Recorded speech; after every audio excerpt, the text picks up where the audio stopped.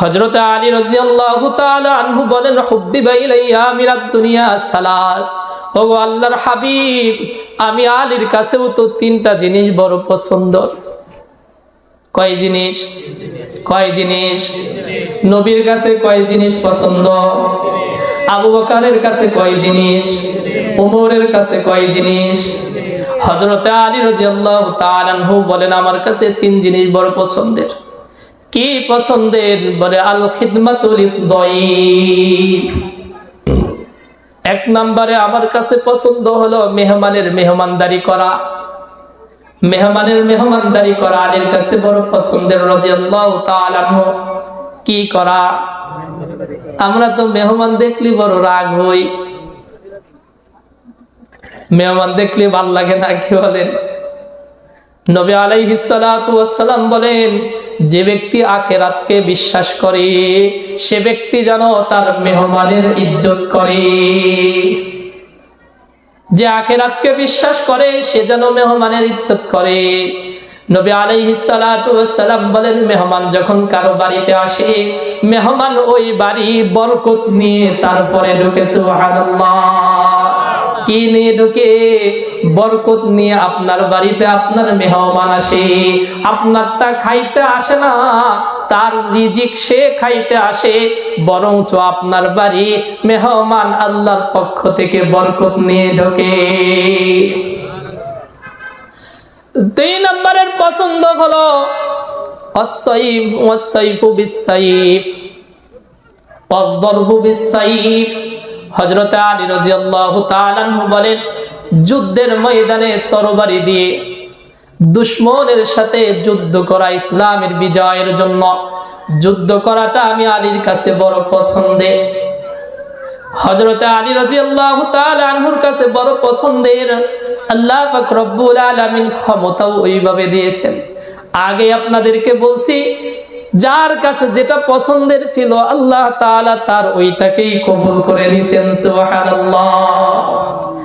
আলী রাদিয়াল্লাহু তাআলা আনহুর যুদ্ধ করা বড় পছন্দের, কাফেরদের মোকাবেলা করা বড় পছন্দের। কেমনে মোকাবেলা করছেন? বদরের যুদ্ধেও তার বীরত্ব ছিল, উহুদের যুদ্ধেও তার বীরত্ব ছিল। বীরত্ব কি পরিমাণে ছিল কিতাবের মধ্যে আসছে, হযরত আলী রাদিয়াল্লাহু তাআলা আনহু একা 30 থেকে 35 জন কাফের দুশমনকে হত্যা করে ফেলছে।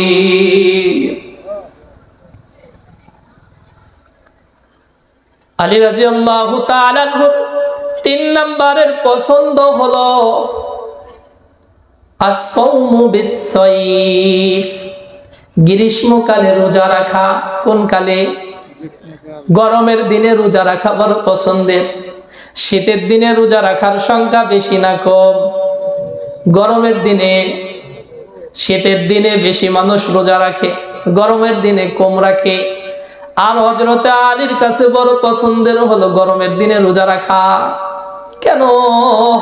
বলে, কষ্ট যেমন হবে আমার মওলা রাজি তত বেশি হয়। মেহনত যেমন হয় মেহনতের ফলও তেমন হয়। আমি যে 12 ঘন্টা 14 ঘন্টা গরমের দিনে না খাইয়া রোজা রাখলাম, কার জন্য? আরো জোরে বলেন, কার জন্য? আল্লাহর জন্য আমি রোজা রাখলাম, আমার মওলা খুশি তো আমিও খুশি। মেহমানদারি কেমন করতেন? গরমের দিনে রোজা, সন্ধ্যা যখন হয়েছে ইফতারি করার জন্য বিবি একটা রুটি নিছে, হযরতে আলী একটা রুটি, হাসান একটা রুটি নিছেন, ফাতেমা একটা রুটি নিছেন, হোসাইন একটা রুটি নিছেন, বাড়ির খাদেমা ফুজ্জা একটা রুটি নিছে। 5 সদস্য, 5 জনে কয়টা রুটি? 5টা রুটি নিছে।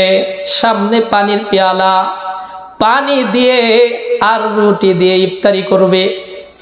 ইফতারির সময় চলে আসছে, ঘরের দরজায় ভিক্ষুক আইসা বলে, আল্লাহর ওয়াস্তে কিছু দেন, কয়েকদিন হইল কোনো কিছু খাই না। ও মা বোনেরা, খুব কান লাগায় শোনেন। এমন মুহূর্ত, রুটি এক একজনের 2টা না, এক একজনের কিন্তু একটা। আবার রোজা কিন্তু শীতের দিনের রোজা না, গরমের দিনের রোজা। কলিজা শুকাই গেছে, আবার খাবারের বড় প্রয়োজন। এই মুহূর্তে ইফতারির সামনে, ইফতারির সময় চলে আসছে, কিছুক্ষণের মধ্যে ইফতারির সময় হবে। সামনে নিয়ে বসছে, ঘরের দরজায় ভিক্ষুক এসে কড়া নাড়ে, সালাম দিয়ে বলে, কয়েকদিন যাবত হইল কিছু খাই না, খাবার যদি কোনো কিছু থাকে আল্লাহর হস্তে আমি ভিক্ষুককে দেন। হযরতে আলী রাদিয়াল্লাহু তাআলা আনহু তার সামনের যে রুটি ছিল, রুটিটা হযরতে হুসাইনকে দিয়ে বলে, আব্বা জান যাও, নিয়ে যাও, আমার এই রুটিটা ভিক্ষুককে দিয়ে দাও, আমি পানি দ্বারা ইফতারি করে নিব। সুবহানাল্লাহ। এই অবস্থা যখন দেখছেন, হযরতে হুসাইন বলেন, আব্বা জান আপনি যদি অনুমতি দেন তাহলে আমার রুটিটাও ভিক্ষুককে দিয়ে দেয়। হাসানও বলে, আব্বা আপনি যদি অনুমতি দেন তাহলে আমার রুটিটাও আমি ভিক্ষুককে দিয়ে দেই। ফাতেমা রাদিয়াল্লাহু তাআলা আনহা তিনি ডাইকা বলেন হযরতে আলীকে, আলী শোনেন, যেই নবীর সোহবাতে থাইকা দান করা শিখলেন, আমি তো সেই নবীরই মেয়ে, আপনারা আপনাদের রুটিগুলো ভিক্ষুককে দিয়ে পানি দ্বারা ইফতারি করবেন, আমি ফাতেমা এটা সহ্য করতে পারবো না, নেন আমার রুটিটাও ভিক্ষুককে দিয়ে দেন, আমিও পানি দ্বারা ইফতারি করে নিব। হযরতে হুসাইন রাদিয়াল্লাহু তাআলা আনহু যায়, হযরতে ফুজ্জা ডাক দিয়ে কয়, শাহজাদা কই যান?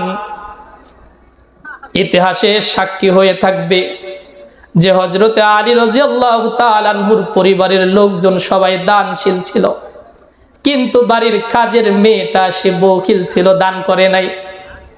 বাড়ির কাজের মেয়েটা বলেন, ফুজ্জা বলেন, শাহজাদা আমার রুটিটাও নিয়ে যান, আমিও আপনাদের সাথে পানি দ্বারা ইফতারি করে নিব। এই যে কথোপকথন চলতেছেন, আল্লাহ পাক রব্বুল আলামিন শোনে কি শোনে না বলেন। হযরতে ইবনে হাজার আসকালানী রাহমাতুল্লাহি আলাইহি বলেন, ফাবাইনাহুমা ইজ্জা জিবরাইল। এই যে সাহাবায়ে কিরামের মধ্যে মসজিদের মধ্যে বসে এক একজন এক এক মন্তব্য করতেছেন, যার যার রুচির কথা বলতেছেন, আল্লাহ পাক রব্বুল আলামিন তো শুনতেছেন। এই মজলিস চলা অবস্থায় আল্লাহ পাক রব্বুল আলামিন জিবরাইল আমিনকে পাঠায়া দিয়েছে। সুবহানাল্লাহ। জিবরাইল আসছেন, এসে বলেন, আল্লাহ তাআলা আমাকে বলেছেন, ইন কুনতুম মিন আহলিদ দুনিয়া, আপনি যদি দুনিয়াবাসীদের মধ্য থেকে হইতেন তাহলে আপনার পছন্দ কোন জিনিসগুলো এইটা আমার হাবিবকে জানায়া দেন, আর আমার যে পছন্দের জিনিসগুলো এইটা আমার হাবিবকে জানায়া দিবেন। সুবহানাল্লাহ। জিবরাইল এসে নবী আলাইহিস সালাতু ওয়াস সালামকে বলেন, ওগো আল্লাহর হাবিব, আপনার সাহাবীদের যেই তিনটা জিনিস করে পছন্দ, আমি জিবরাইল যদি দুনিয়ার মধ্য থেকে, দুনিয়াবাসীদের মধ্য থেকে হইতাম, আমার কাছেও তিন জিনিস পছন্দ। জিবরাইল বলেন, আমার কাছে এক নম্বরের পছন্দ হলো ইরশাদুদ দাল্লিন ওয়া ইয়ানাতু আহলু ইয়ালিল মুহসিরিন ওয়াল হুব্বু মাআল মাসাকিন। হযরতে জিবরাইল আলাইহিস সালাতু ওয়াস সালাম বলেন, আমার কাছে এক নম্বরের পছন্দ হলো পথ হারাকে পথ দেখানো। পথ হারাকে কি দেখানো? পথ হারাকে পথ দেখানো। পথ হারা মানে ফরিদপুর যাওয়ার রাস্তা চেনে না এই মানুষকে ফরিদপুর যাওয়ার রাস্তা দেখানো, এটা না। এর দ্বারা উদ্দেশ্য হলো যেই মানুষগুলো গুমরাহির মধ্যে আছে, জাহান্নামের পথে চলতেছে, এই মানুষগুলোকে বুঝায়া শোনায়া জান্নাতের পথ দেখানো। এটা আমি জিবরাইলের কাছে বড় পছন্দের। সুবহানাল্লাহ। জিবরাইল বলেন, আমার কাছে দুই নাম্বারের পছন্দ হলো ওয়ায়ানাতু আহলি ইয়ালিল মুসিরিন। দুনিয়ায় যারা অভাবী আছে, অসহায় আছে, বিধবা আছে, এমন মানুষ আছে যেই মানুষগুলোর দেখাশোনার কোনো লোক নাই, সাহায্য সহযোগিতা করার মতো কোনো লোক নাই, এই মানুষদের বোঝা বহন করা, এই মানুষদের সাহায্য সহযোগিতা করা, এটা হলো আমি জিবরাইলের কাছে বড় পছন্দের।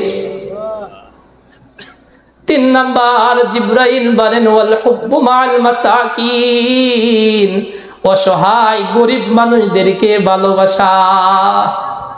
আমরা তো বড় লোক পাইলে আর তার বলেন না কেন, যদি খালি একটু ধনী মানুষ দেখি তার পিছ ছাড়ি না, গরিব মানুষ দেখলে তার বাড়ির পাশে হাঁটি না, না জানি কি চাইতে কি থুয়ে কি চায়।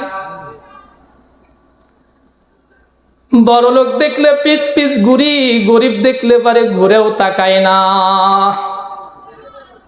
অথচ আমার আপনার নবী মুহাম্মদুর রাসূলুল্লাহ সাল্লাল্লাহু আলাইহি ওয়াসাল্লাম এক হাদিসের মধ্যে বলেন, তোমরা তোমাদের থেকে যারা নিচু আছে, নিম্নমানের আছে, অসহায় আছে, এদের দিকে তাকাও। উপরের দিকে তাকায়ও না, কোন দিকে? নিচের দিকে তাকাও। নবী আলাইহিস সালাতু ওয়াস সালাম অন্য হাদিসের মধ্যে ইরশাদ করেন, নবীজি তিনি দোয়া করতেন। কি দোয়া? মজার দোয়া। আল্লাহুম্মা আহয়িনি মিসকিনা ওয়া আমিতনি মিসকিনা, আল্লাহুম্মা আহয়িনি মিসকিনা ওয়া আমিতনি মিসকিনা ওয়ানশুরনা ফি জুমলাতিল মাসাকিন। নবীজি দোয়া করতেন, আল্লাহ আল্লাহুম্মা আহয়িনি মিসকিনা, আমি মিসকিন অবস্থায় দুনিয়ায় বাঁচতে চাই, আমি ধনী হতে চাই না। আমি গরিব অবস্থায় দুনিয়ায় বাঁচতে চাই। কি অবস্থায়? আমাদের স্বপ্ন হলো বড় লোক হওয়া, হালাল হোক আর হারাম হোক এটা দেখার সময় নাই। কি বলেন? হালাল হারামের কোনো সময় নাই। দরকার হলো বাড়ি একটা বিল্ডিং দেওয়া, দরকার হলো জমি কিনা, দরকার হলো দোকান করা, মার্কেট করা, এটা হলো আমাদের শখ। হালাল হোক আর হারাম হোক এটা দেখার সময় নাই। আর নবী আলাইহিস সালাতু ওয়াস সালাম বলেন, আল্লাহুম্মা আহয়িনি মিসকিনা, আয় আল্লাহ আমি মিসকিন অবস্থায় দুনিয়ায় বাঁচতে চাই। ওয়া আমিতনি মিসকিনা, মিসকিন অবস্থায় মৃত্যুবরণ করতে চাই। ধনী হওয়ার দরকার নাই। আমাদের তো মরার আগে একটা স্বপ্ন আছে, আছে না নাই? কয় মরার আগে স্বপ্ন হলো একটা যদি বিল্ডিং দিয়ে যাওয়ার পারতাম। বলে কি বলে না? আছে না নাই?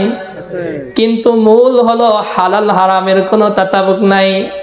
আর নবীজি বলেন, ও আমিতনি মিসকিনা, মিসকিন অবস্থায় আমি মৃত্যুবরণ করতে চাই। ওয়ানশুরনা ফি জুমলাতিল মাসাকিন, এবং মিসকিনদের সাথে হাসরের ময়দানে আমি দাঁড়াইতে চাই। চিৎকার দিয়ে বলেন না আল্লাহু আকবার। যারা গরিব আছেন, অর্থহীন আছেন, আপনাদের সাথে আল্লাহর হাবিব হাসরের ময়দানে দাঁড়াবে। আল্লাহর হাবিব হাসরের ময়দানে ধনীদের সাথে দাঁড়াবে না, গরিবদের সাথে দাঁড়াবে। নবীজি বারবার মৃত্যু পর্যন্ত এই দোয়া করেছেন, আল্লাহ আমি গরিব অবস্থায় বাঁচতে চাই, গরিব অবস্থায় মৃত্যুবরণ করতে চাই, হাসরের ময়দানে গরিবদের কাতারে আমি দাঁড়াইতে চাই। সুবহানাল্লাহ। নবী আলাইহিস সালাতু ওয়াস সালাম অস্থির হয়ে গেছেন যে আল্লাহ পাক রব্বুল আলামিন কি পছন্দ করেন এটা শোনার জন্য। জিবরাইলের তো পছন্দগুলো শুনছেন, আমার মওলা কি পছন্দ করেন। আল্লাহ পাক রব্বুল আলামিনের পছন্দের কথা জিবরাইল শোনায়। হযরত ইবনে হাজার আসকালানী রাহমাতুল্লাহি আলাইহি বুখারী শরার মধ্যে উল্লেখ করেছেন, জিবরাইল বলেন আল্লাহ তাআলার এক নম্বরের পছন্দ হলো বদরুল ইস্তিতাহ। আল্লাহ তাআলার এক নম্বরের পছন্দ হলো সাধ্যমতো চেষ্টা করা। কি করা বলেন? সবাই বলেন। আল্লাহ কি পছন্দ করেন? বান্দা তার সাধ্যমতো চেষ্টা করবে, বান্দা আল্লাহকে পাওয়ার জন্য তার সাধ্যমতো চেষ্টা করবে, বান্দা আল্লাহর দিন বিজয়ের জন্য তার সাধ্যমতো চেষ্টা করবে, বান্দা দিনের জয়ের জন্য সাধ্যমতো চেষ্টা করবে, বান্দা কোরআন প্রচারের জন্য তার সাধ্যমতো চেষ্টা করবে, বান্দা কোরআনের প্রতিষ্ঠানকে সুন্দর করার জন্য তার সাধ্যমতো সে ব্যয় করবে, বান্দা কোরআনের প্রচার প্রসারের জন্য, দ্বীনের দিন জিন্দা করার জন্য, নবীর ইজ্জত রক্ষার জন্য, মসজিদ মাদ্রাসা টিকায় রাখার জন্য, হাফেজ আলেম উলামার সাথে থাকার জন্য সে তার সাধ্য অনুযায়ী চেষ্টা করবে। এটা আমার মওলার কাছে বড় পছন্দের। কেন এত বড় পছন্দের মজার কথা হলো, বান্দা তার সাধ্য অনুযায়ী চেষ্টা করবে, বান্দার চেষ্টা শেষ হবে, মওলার সাহায্য সেখান থেকে শুরু হয়ে যাবে। শুধু যদি সাহায্য চান, সাহায্য আসবে না, বান্দার চেষ্টা দেখবেন আল্লাহ, বান্দা আমার বান্দা কতটুকু চেষ্টা করেন। বদরুল ইস্তেতা, বান্দা কি পরিমাণে চেষ্টা করে, বান্দার চেষ্টা যেখানে যায় শেষ, মওলার সাহায্য সেখান থেকে শুরু। 2 নম্বর, আল্লাহ পাক রব্বুল আলামিনের পছন্দ হলো ওয়াসসাবরু ইনদাল ফাকা।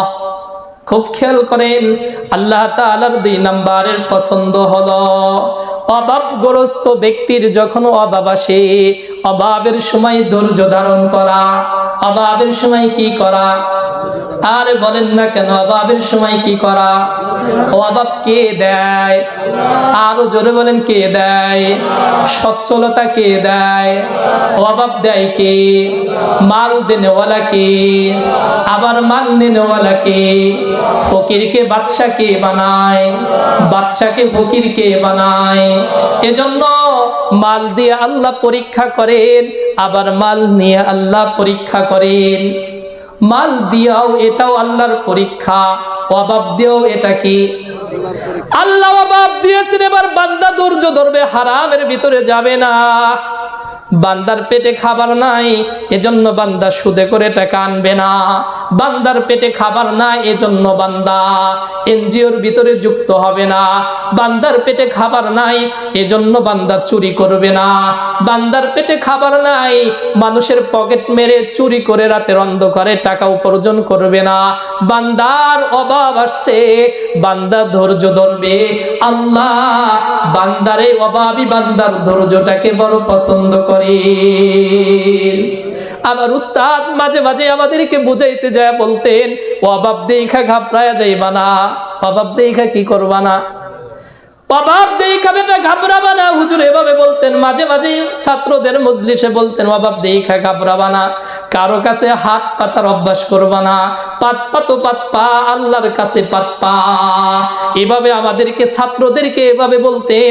মা বাবার কাছ থেকেও ভিক্ষা নিবা না। কেমনে বলতেন? মা বাবার কাছেও কি করবা না? ভিক্ষা নিবা না। এ কথা বইলা আমাদেরকে বুঝাইতেন, যদি তোমার টাকার দরকার হয়, পরীক্ষার ফি লাগবে, তোমার জামা কিনা লাগবে, মাসিক চাঁদা লাগবে মাদ্রাসায়, তোমার নাস্তার টাকা লাগবে, তুমি যাওয়ার আগে, এই যে ছুটি দিলাম, ছুটির আগে বিশেষ করে এই কথাগুলো বলতেন আগে ওযু কইরা এইখান থেকে 2 রাকাত নামাজ পড়বা, নামাজ পড়ে আল্লাহর কাছে দোয়া করবা, বাজেট করবা আসমানে, মা বাবার কাছে ভিক্ষা করবা না। হাত উঠায়া বলবা, মওলা আমার পরীক্ষার ফির দরকার, আমার জামার দরকার, আমার মাদ্রাসার চাঁদার দরকার, আমার নাস্তার টাকার দরকার। আল্লাহ আমার এইগুলোর তুমি ব্যবস্থা করে দাও। তুমি এইখান থেকে বাজেট কইরা যাইবা, বাড়ি যাওয়ার পরে তোমার এলাকার মসজিদে 2 রাকাত নামাজ পড়বা। তোমার চাইতে হবে না, মা বাবার কাছে হাত বাড়ায়া তোমার চাইতে হবে না। তোমার মা বাবার দিলের মধ্যে আল্লাহ ঢাইলা দিবে। তোমার মা বাবা বুঝবে যে আমার ছেলেটা কতদিন পরে বাড়ি আসছে, ওর তো জামার দরকার, ওর তো নাস্তার টাকার দরকার, ওর তো মাদ্রাসার বেতনের দরকার। তুমি চাইলে যা পাইতা আল্লাহর কাছে চাইবা, আল্লাহ তোমার মা বাবাকে দিয়ে তোমাকে আরো বেশি দেওয়ার ব্যবস্থা করবে। হুজুর বলতেন, অভাব দেইখা ঘাবড়ায়া যাইবা না। দুনিয়ায় চলতে গেলে অনেক সময় অনেক পরীক্ষার সম্মুখীন হবা। যারা ধনী আছে, সচ্ছলতা আছে, বুঝবেন এই সচ্ছলতা তাদের জন্য পরীক্ষা। এটা আরামের বস্তু না যে ভালো খাইলাম, ভালো পড়লাম, আমি অনেক ভালো আছি না। ভালো আছে বটে, দেখতে ভালো, কিন্তু এটা কিন্তু পরীক্ষা। তোমার সম্পদ কিন্তু তোমার পরীক্ষা। আল্লাহ আমানত দিছে, কেমনে কামাই করলা, কেমনে তুমি ব্যয় করো, আর কেমনে তুমি সঞ্চয় করো, এগুলার হিসাব কিন্তু আল্লাহ নেবে কি নেবে না। অভাব দেখা ঘাবড়াবা না, এই কথা বইলা হুজুর মাঝে মাঝেই বলতেন। যদি কোনো ব্যক্তি অভাবে পড়ে যায়, কারো কাছে হাত পাতে না, আল্লাহর কাছে হাত পাতে। কার কাছে? আরো জোরে বলেন, কার কাছে? আপনি যে অভাবে পড়ছেন, কারো জানানো দরকার নাই, মালিককে জানান, যার কাছে কোনো অভাব নাই, দুনিয়ার মানুষের কাছে চাইলে সে কত টিকে দিবে? বলবেন চাউল নাই ভাই, চাউল নাই, 5 কেজি চাউল কিনে দিবে। আল্লাহর কাছে যদি আপনি বাজেট করেন, আল্লাহ 5 কেজি দেবে না, অফুরন্ত আপনাকে দিয়ে দিবে। হুজুরে কথা বলতেন, বলার সময় ফাঁকে ফাঁকে আমাদেরকে এই কথাটা শোনাইতেন, আমার ভালো মনে আছে। গত পরশুদিন বয়ান করতে যে কথাটা আবার বলতেছিলাম, আজ আপনাদেরকে শোনাই। হুজুর বলতেন, যদি কোনো মানুষ অভাবে পড়ার পরে ধৈর্য ধারণ করে, কি ধরে? ধৈর্য ধারণ করে, হারামের মধ্যে লিপ্ত হয় না, চুরির মধ্যে লিপ্ত হয় না, কারো মাল বাজার নাই, বউতি বলছে সদাই আনার জন্য, একজনের ওই যে কি বলে চকে কদু লাগাইছে, জাংলা থেকে একটা ছিঁড়া এনে দিছে, এটা রান্ধে।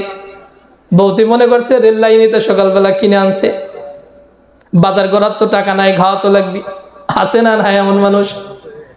এরকম যত ধরনের সমস্যা, বলে আল্লাহর কাছে চায়, হারামের ভিতরে লিপ্ত হয় না। এই মানুষটা যদি একাধারে 3 দিন রোজা রাখে, কয়দিন? 3 দিন রোজা রাখে, আর আল্লাহ তাআলার কাছে দোয়া করে, রিজিক চায় যে আল্লাহ আমার ফ্যামিলির জিম্মাদারি তো আমার মাথার উপরে দিয়েছো, আমার স্ত্রীর দায়িত্ব আমার উপরে, আমার মা বাবার দায়িত্ব আমার উপরে, আমার সন্তানগুলোর দায়িত্ব আমার উপরে, তাদের ভরণ পোষণের দায়িত্ব, অসুস্থ হইলে চিকিৎসা করার দায়িত্ব তো আমার। আয় আল্লাহ, তুমি তো রাজ্জাক, রিজিক দাতা, আমার উত্তম রিজিকের ফায়সালা করো। হুজুর আমাদেরকে মাঝে মাঝে এই কথা শোনায়া বলতেন, যদি কোনো মানুষ অভাবে পড়ে ধৈর্য ধারণ করে, একাধারে 3 দিন রোজা রাখে আর দোয়া করে, আল্লাহ পাক রব্বুল আলামিন কমসে কম 1 বছরের হালাল রিজিকের ব্যবস্থা করে দেয়। কতদিনের?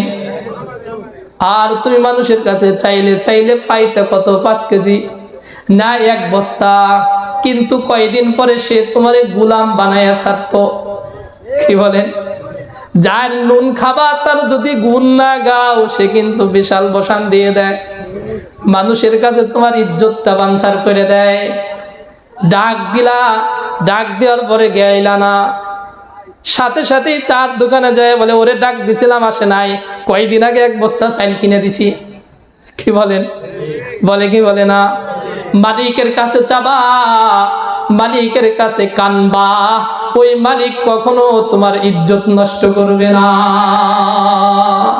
মালিকের কাছে উয়ুবের চাদর আছে, উয়ুবের চাদর, সত্তারুল উয়ুব।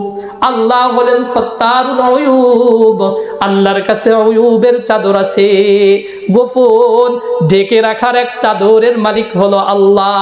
যে যত পাপ করুক, অন্যায় করুক, সকলের পাপ আল্লাহ পাক রব্বুল আলামিনের উয়ুবের চাদর দ্বারা ঢেকে রাখে। সুবহানাল্লাহ। 2 নম্বরে আল্লাহ পাক রব্বুল আলামিনের 3 নম্বরের পছন্দ হলো ওয়াল বুকা ইনদান নাদামা, ওয়াল বুকা ইনদান নাদামা। গুনাহ হয়ে গেলে গুনাহগারের যে কন্দন, গুনাহগারের চোখের পানি, এটা আল্লাহর কাছে বড় পছন্দের। সুবহানাল্লাহ। গুনাহগারের চোখের পানি কি? গুনাহগারের চোখের পানি আল্লাহর কাছে বড় পছন্দের। আল্লাহ বড় ভালোবাসেন যে আমার বান্দার গুনাহ হয়ে গেছে, আমার গুনাহগার বান্দা আমার কুদরতি কদমে মাথা ঠেকাবে আর 2 চোখ দিয়ে অশ্রু ছেড়ে দিয়ে কানবে, এটা দেখে আমার মাওলার বড় ভালো লাগে। এজন্য বিশ্ব নবী মুহাম্মদুর রাসূলুল্লাহ সাল্লাল্লাহু আলাইহি ওয়াসাল্লাম মাঝে মাঝে তিনার কান্নার আওয়াজে আম্মা জানদের ঘুম ভেঙে যাইত। আম্মা জান আয়েশা রাদিয়াল্লাহু তাআলা আনহা বলেন, আমি আর নবী আলাইহিস সালাতু ওয়াস সালাম একই কম্বলের ভিতরে ঈশার নামাজের পরে ঘুমাইলাম। ঘুমানোর পরে কিছুক্ষণ পরে আমার ঘুম ভাঙছে। আমি দেখি আমার পাশে মুহাম্মাদুর রাসূলুল্লাহ নাই। আমি নবীজির তালাশে বের হইলাম, ঘরের মধ্যে তালাশ করি, নবী নাই। কোথায় গেলেন? আমি ঘর থেকে বের হলাম, এবার দেখি জান্নাতের বাকির সামনে, কবরস্থানের সামনে নবীজি দাঁড়ানো। নবী আলাইহিস সালাতু ওয়াস সালাম কবরস্থানের পাশে দাঁড়ায় ওজোরে নবীজি কান্না করে। নবী আলাইহিস সালাতু ওয়াস সালাম কবরের সামনে দাঁড়ায়া দাঁড়ায়া কান্না করে। হযরতে আবু বকর রাদিয়াল্লাহু তাআলা আনহুর অবস্থা এমন হইতেন, আবু বকর রাদিয়াল্লাহু তাআলা আনহুর কান্নার আওয়াজে মুহাম্মদুর রাসূলুল্লাহ সাল্লাল্লাহু আলাইহি ওয়াসাল্লামের ঘুম ভাঙা যাইত মাঝে মাঝে। একদিন নবী আলাইহিস সালাতু ওয়াস সালাম ঘুমাইছেন, হঠাৎ করে ঘুম ভেঙে গেছে, কান্নার আওয়াজে ঘুম থেকে উঠছেন। ওঠা মসজিদে নববীর মধ্যে ঢুকছেন, ঢুকে দেখেন হযরতে আবু বকর রাদিয়াল্লাহু তাআলা আনহু কান্না করে। আল্লাহ পাক রব্বুল আলামিনের কাছে গুনাহগার বান্দার কান্না বড় পছন্দের, গুনাহগার বান্দার চোখের পানি কি বলেন বড় পছন্দের। এজন্য সুযোগ যখন এসে যায় হাত উঠায়া মালিকের দরবারে একটু কান্না করা, জাহান্নামের আগুনের ভয়ে একটু কান্না করা, মৃত্যুর যন্ত্রণার ভয়ে একটু কান্না করা, মওলার মহব্বতে যদি দুই গোটা চোখের পানি যদি পড়ে যায়, আল্লাহ তাআলা বলেন আমার বান্দার চোখের পানি আমার কাছে বড় পছন্দের। নবীজি বলেন কতরাতান, আল্লাহর হাবিব বলেন দুইটা ফুটা। আল্লাহ পাক রব্বুল আলামিনের কাছে এত পছন্দের দুইটা ফুটা, যেই দুইটা ফুটা জাহান্নামের আগুনকে হারাম করে দেয়। দুইটা ফুটা জাহান্নামের আগুনকে হারাম করে দেয়। এক নাম্বার হলো গুনাহগার বান্দার চোখের পানি। গুনাহগার বান্দার চোখের পানি জাহান্নামের আগুনকে হারাম করে দেয়। আর আল্লাহর দ্বীন বিজয় করার জন্য জিহাদের ময়দানে, যুদ্ধের ময়দানে যারা শাহাদাতের রক্ত খুন জড়ায়, তাদের এই রক্তগুলো জাহান্নামের আগুনকে নিভায়া দেয়। আমাদের আজকের আলোচনার মূল কথাটা বলি, হুজুর চলে আসছেন। মূল কথা ছিল আমাদের আল্লাহকে যদি পাইতে হয় কার আনুগত্য করতে হবে বলেন? বলেন সবাই বলেন, কার আনুগত্য করতে হবে? নবীজির আনুগত্য করতে হবে, নবীজির সুন্নত তরিকা অনুযায়ী চলতে হবে। তাহলেই কি হবে? আল্লাহকে ভালোবাসা হবে। আর আল্লাহকে ভালোবাসলে কয়টা লাভ? আল্লাহ তাআলা প্রথমত তার জিন্দেগীর সব গুনাহ মাফ করে দিবেন। এজন্য আল্লাহ পাক রব্বুল ইজ্জত আমাদের সকলকে মৃত্যু পর্যন্ত নবীজির সুন্নাহ মোতাবেক আমাদের সকলকে জিন্দেগী পরিচালনা করে কবরে যাওয়ার তৌফিক দান করুক। ওয়া মা তৌফিক ইল্লা বিল্লাহ। আসসালামু আলাইকুম ওয়া রাহমাতুল্লাহ।